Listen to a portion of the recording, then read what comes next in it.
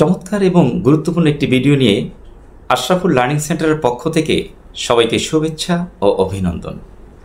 আজকে আমি ইংরেজি শব্দ শেখার এমন একটি জাদুকরী কৌশল শেয়ার করতে যাচ্ছি যা প্রতিটি ইংরেজি প্রেমী শিক্ষার্থীদের জন্য কার্যকরী ভূমিকা রাখবে বলে আমি মনে করি।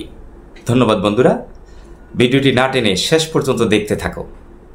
প্রিয় শিক্ষার্থী বন্ধুরা, তোমাদের জেনে থাকা উচিত যে প্রতিটি ইংরেজি শব্দের মধ্যে অসংখ্য ইংরেজি শব্দ লুকায়িত থাকে।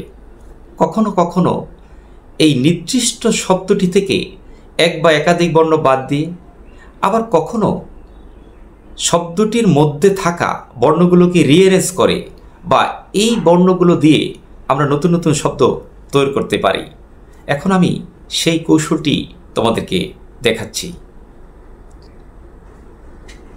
শিক্ষার্থী বন্ধুরা, আমি এখানে প্রথমে একটি শব্দ নিয়েছি স্পার্কলিং। স্পার্কলিং শব্দের অর্থ হচ্ছে দীপ্তমান। এই স্পার্কলিং শব্দ থেকে যদি আমরা এল বর্ণটি বাদ দেই তাহলে আমরা নতুন একটি শব্দ পাই।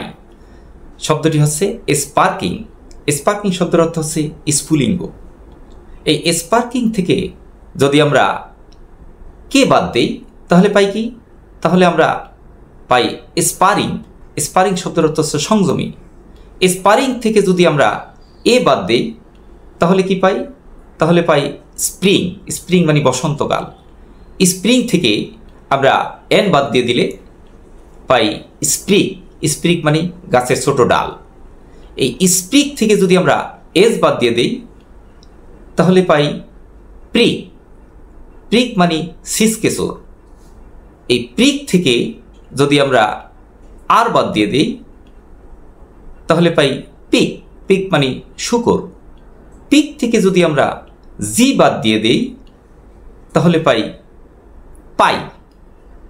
পাই মানে ধার্মিক। এখন পাই থেকে যদি আমরা পি বাদ দিয়ে দিই তাহলে পাই আই। আই মানে আমি। তাহলে একটি শব্দ থেকে এক বা একাধিক বর্ণ বাদ দিয়ে আমরা অনেকগুলো শব্দ পেয়েছি। যেমন স্পার্কলিং এই শব্দ থেকে আমরা আরও 8টি শব্দ এখানে পেয়েছি এক বা একাধিক বর্ণ বাদ দিয়ে।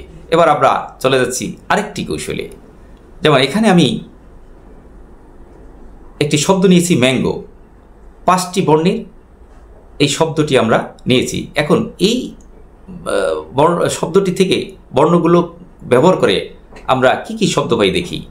যেমন ম্যান। ম্যান মানে মানুষ। এ অর্থ একটি। এন অর্থ একটি। এরপর আমরা পেলাম কি গো। গো অর্থ যাওয়া। আমরা আরও একটি শব্দ পেয়েছি অন। অন অর্থ উপরে। নো। নো অর্থ না। ওই ম্যাঙ্গো শব্দের ওই বর্ণগুলো ব্যবহার করে কিন্তু আমরা এই শব্দগুলো পেয়েছি। এগো। এগো অর্থ পূর্বে। এবার আমরা একটু জিস্ট দেখে নেই। তাহলে আমাদের এই ম্যাঙ্গো শব্দটি দিয়ে এই ম্যাঙ্গো শব্দটির মধ্যে বর্ণগুলো ব্যবহার করে আমরা আরও 7টি শব্দ এখানে পেয়েছি। Man, a, an, go, on, no এবং এগো। ধন্যবাদ বন্ধুরা। আমার বিশ্বাস আমার এই কৌশলটি প্রয়োগের মাধ্যমে একজন শিক্ষার্থী যদি চেষ্টা করে তাহলে খুব অল্প সময়ের মধ্যে অধিক ইংরেজি শব্দ আয়ত্ত করতে পারবে। আমার এই ভিডিওটি যদি ভালো লাগে তাহলে লাইক, শেয়ার, কমেন্ট করো এবং নতুন নতুন ভিডিও পেতে আমার এই চ্যানেলটিকে সাবস্ক্রাইব করে আমার পাশেই থাকবে আশা করি। ধন্যবাদ সবাইকে।